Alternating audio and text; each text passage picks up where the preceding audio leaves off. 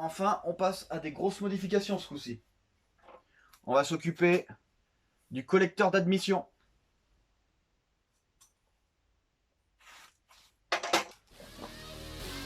Et voilà ce qu'on va réaliser ensemble.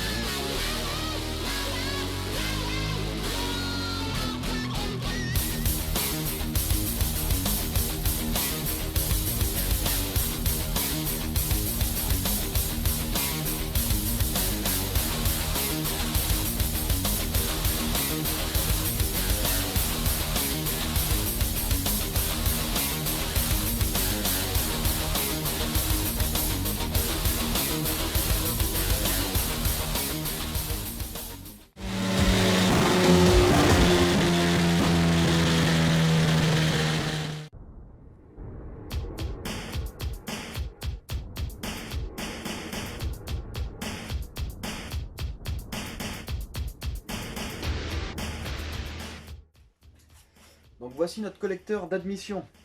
Donc ici on a les conduits. Ici les emplacements des injecteurs.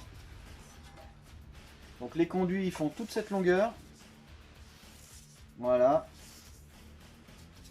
Hop. Et après ils viennent tous se rejoindre dedans. Donc voilà. Alors on va modifier ça. On va raccourcir les conduits. Et surtout on va changer le papillon. Alors pourquoi ça? Alors ici on a le papillon d'origine. Donc ce papillon d'origine il fait du 58 mm de diamètre. Ça c'est la version 8 soupapes. Sur la version 16 soupapes, ici on a deux papillons, un petit et un gros. Alors le petit il fait 26 mm et le gros il fait 65 mm. Alors évidemment quand là ici on est à 58, alors qu'ici on a deux papillons et le plus gros des jeux déjà il dépasse les 68, il va bien falloir faire quelque chose. Donc voilà, alors celui-là pourquoi il a deux papillons? Alors le petit papillon en fait c'est pour la précision. En gros quand vous êtes à régime constant, ça va être surtout le petit qui va être ouvert. Et après c'est le gros, quand on commence à accélérer fortement. Donc c'est beaucoup plus précis. Nous, on va utiliser ce papillon là. Donc là on passe direct en 70 mm. Donc c'est énorme. Par contre on va pas être précis. Alors pour les régimes constants, on va souvent jouer un peu sur la pédale vu que c'est énorme. Donc voilà, on va voir comment adapter ça sur notre collecteur. Alors, qu'est-ce qu'on va faire sur le collecteur? Alors déjà, on va s'intéresser au conduit. Donc alors déjà, on a un comparatif. Donc ici, hop, on a le 2 litres 16S. Ici, le nôtre. On va voir un peu les différences. Donc ici, ils ont déjà été agrandis. Donc c'est des mesures qui ont été prises après agrandissement. Donc voilà. Donc ici, notre forme. Nous avons une forme de cette façon-là. Et ici, nous avons un demi-cercle. Alors ce demi-cercle je le compte pas parce que ici c'est là où vient l'injecteur. Tout le long du conduit, ce petit cercle n'existe plus. Donc voilà. Alors, comment on va mesurer ça? On va mesurer la surface. Donc la surface là où l'air rentre. Donc ici on a deux demi-cercles et un rectangle. Donc longueur du rectangle on est à 23 mm. Diamètre du cercle on est à 26 mm. On fait le calcul. Donc le calcul c'est la surface du rectangle plus la surface du cercle entier, vu que c'est deux demi-cercles. Et on obtient 1129 mm3. Millimètres carrés, pardon. Donc ça c'est la surface par conduit. Donc il y a 4 conduits, donc il y a 4 fois cette valeur là. Ensuite nous on va voir le C20NE, c'est le moteur qu'on a, on va le modifier, on va essayer de se rapprocher de ces valeurs là, parce que c'est la même cylindrée. D'origine, on a 33 mm de diamètre, c'est un cercle. Donc voilà.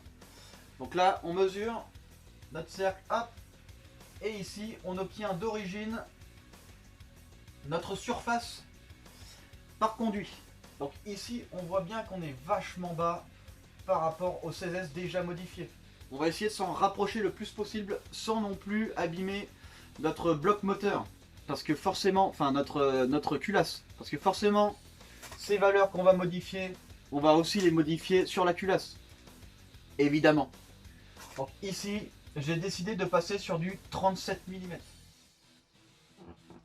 Alors on augmente quand même de 4 mm, de 2 mm par côté. Vu que c'est un cercle, on augmente de 2 mm comme ça et comme ça. Donc certes, ça commence à faire, mais ça reste raisonnable. Donc ici on fait notre calcul, hop, et on obtient cette valeur là. Donc on obtient 1075 mm² par conduit. On se rapproche du 16S déjà modifié. Donc je pense que déjà niveau conduit, ici on va avoir des bien meilleures performances. Donc ici on passe sur du 37 mm en conduit d'admission de culasse et en conduit d'admission de collecteur. Maintenant on va s'intéresser au papillon. Pourquoi on le change? Donc ici on a notre papillon d'origine de notre moteur 8 soupapes. Donc, alors comment on va calculer la surface d'entrée? Ici on a notre diamètre d'entrée et ici il va falloir soustraire le papillon vue de face. Alors je vais vous montrer ici, évidemment on voit bien qu'on a une surface du coup en plus, donc il va falloir la soustraire à la surface du cercle, forcément ici. Donc on va calculer ça. Donc hop, donc ici sur le C21E 8 soupapes, notre rectangle il fait cette épaisseur là sur toute la longueur. Donc notre calcul il est simple. Ici on prend notre cercle entier en surface et on soustrait du coup le petit rectangle ici. Donc on obtient une surface de 2195,4 mm² pour le 8 soupapes d'origine. Ici on va s'intéresser aux 16 soupapes d'origine toujours non modifiée. Donc ici on a deux papillons, un de 65 mm et un de 26 mm. Évidemment vu qu'on a deux papillons, on a deux surfaces à éliminer. Donc voilà, donc le calcul est simple. Ici, surface du premier papillon plus surface du deuxième. Et on vient soustraire du coup le surplus de matière du premier avec le surplus de matière du deuxième.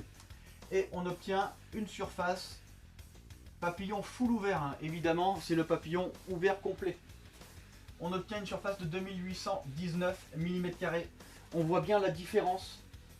Ça explique aussi la différence de puissance d'origine des moteurs. Évidemment, l'air, il y a beaucoup plus d'air qui rentre ici que là. Et nous maintenant, on va passer sur un papillon universel. Voilà. Alors du coup, gros avantage évidemment, gros diamètre.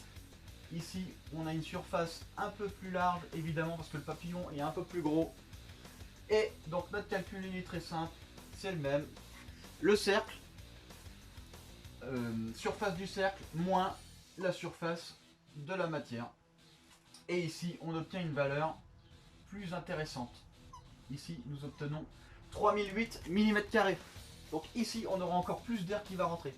En plus de ça, les conduits internes sont polis. C'est le top.